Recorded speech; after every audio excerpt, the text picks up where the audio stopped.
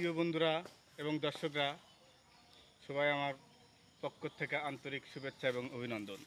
আমি এখন বর্তমান যেখানে আছি, এইটা হচ্ছে শাহজাহানপুর থানা, বগুড়া জেলা এবং খাদাস গ্রাম, খাদাস হিন্দুপাড়া। তো খাদাস হিন্দুপাড়ার একবারে দক্ষিণ সাইডে আমরা এই বটগাছটি দেখতে পাচ্ছি।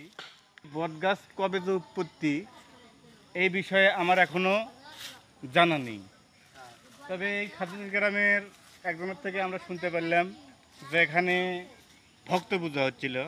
তো ভক্ত পুজো উপলক্ষে এখানে অনুষ্ঠানও হতো, পুজো পার্বণও হতো, কিন্তু সময়ের কারণে এবং যে কোনো কারণে হোক এখন আর এখানে ভক্ত পূজা হয় না। কিন্তু সবাই এখানে সম্মান করে এবং শ্রদ্ধা করে যে এটা একটা পবিত্র স্থান। তো আমরা এখানে এই খাদাস গ্রামে হরিবাসরে আসছি। হরিবাসর থেকে এই দক্ষিণ থেকে একটু গ্রাম ঘুরতে ঘুরতে আমাদের চোখে পড়লো এই বট গাছটি। আর চোখে পড়ার সাথেই আমি ভাবলাম যে আমার যে বন্ধুরা আছে, আমার যে দর্শকরা আছে, সেই দর্শকদেরও আমি একটু এই বট গাছ একটু দেখাই। এদিকে আসো। এই বট গাছ দেখুন বিশাল বড়। আসলে বট গাছের মূল কোথায় সেটা এখনো কেউ বলতে পারে না। চারিদিক শুধু লতা, কিন্তু এগুলো কিন্তু লতা, মানে বট গাছটা মোটা হওয়ার কারণে যে লতা। তো আমাকে এখানে এসে গধূলি সময়, অর্থাৎ এখনো সন্ধ্যা হয়নি এবং দিনও নাই, গধূলি সময় এখানে এসে আমাকে খুব ভালো লাগছে। আমি খুব খুশি যে এইরকম একটা পবিত্র স্থানে যেখানে বট গাছ এবং সুন্দরভাবে পাতাগুলো দেখেন, একে সবুজ পাতা, এই পাতা দেখতেই তো সুন্দর লাগতেছে।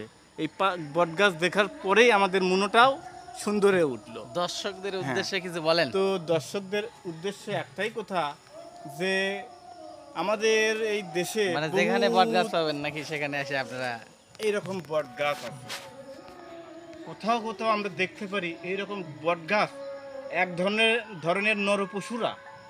ধরনের নরপশুরা এরকম বট গাছ তারা কাটার জন্য উদ্গ্রীব হয়ে আছে। তো আমরা গাছকে রক্ষা করব। গাছ মানেই আমাদের জীবন। কীভাবে জীবন সেটা আমিও জানি, আপনারাও জানেন। তো এইরকম যেখানে যেখানে বট গাছ আছে বাংলাদেশে, এরকম বট গাছ যাতে কেউ নিঃশেষ করতে না পারে, কাটতে না পারে, সেই জন্য সবাই সজাগ থাকবেন এবং যারা কাটবে তাদের বিরুদ্ধে শক্তিশালী হিসেবে গর্জে উঠবেন। অবস্থান নিব আমরা। এইরকম বট গাছ যাতে কোথাও না কাটতে পারে, কারণ এই বট গাছ কিন্তু শুধু